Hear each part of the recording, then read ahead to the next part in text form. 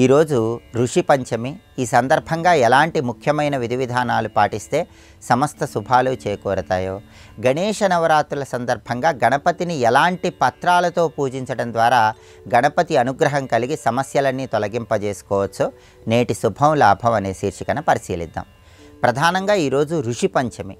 ఈ సందర్భంగా ఇంటి యజమాని కాయతీర్థము అనే పేరుతో ఋషులను స్మరించుకుంటూ ప్రత్యేకంగా తర్పణం ఇవ్వాలి. మనకి తర్పణాలలో పితృతర్పణము, దేవతర్పణము, ఋషి తర్పణం అని 3 రకాలైన తర్పణాలు ఉంటాయి.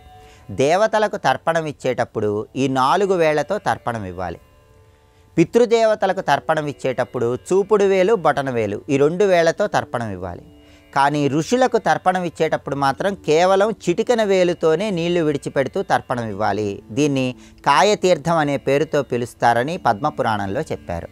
అలాగే దేవతలకు 1 సారి, ఋషులకు 2 సార్లు, పితృదేవతలకు 3 సార్లు తర్పణం ఇవ్వాలని ధర్మశాస్త్ర గ్రంథాలు చెప్తున్నాయి. ఈరోజు ఋషి పంచమి సందర్భంగా మీకు తెలిసిన ఋషుల పేర్లు స్మరించుకుంటూ ఇంటి యజమాని నీళ్లలో అక్షింతలు కలిపి చిటికెన వేలుతో ఆ నీళ్లు విడిచిపెడుతూ 2 సార్లు తర్పణం ఇవ్వాలి. దీన్నే ఋషి తర్పణము అంటారు.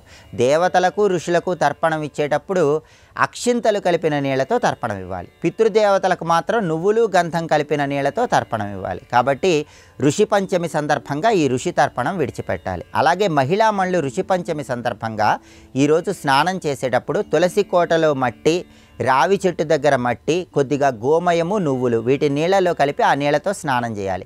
స్నానం చేశాక గణపతి ఆలయ దర్శనం చేయాలి, నవగ్రహాలకు ప్రదక్షిణలు చేయాలి. అలాగే మహిళామణులు అరటి పండ్లు, నెయ్యి, పంచదార ఈరోజు ఎవరికైనా దానమిస్తే ఋషి పంచమి సందర్భంగా మహిళామణులకి ఆయురారోగ్య అష్టైశ్వర్యాలు కలుగుతాయి.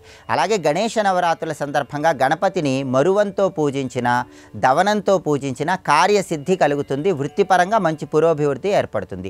కుశలతో, దర్భలతో గణపతిని పూజించినట్లయితే పితృదోషాలు, పితృశాపాల నుంచి బయటపడవచ్చు.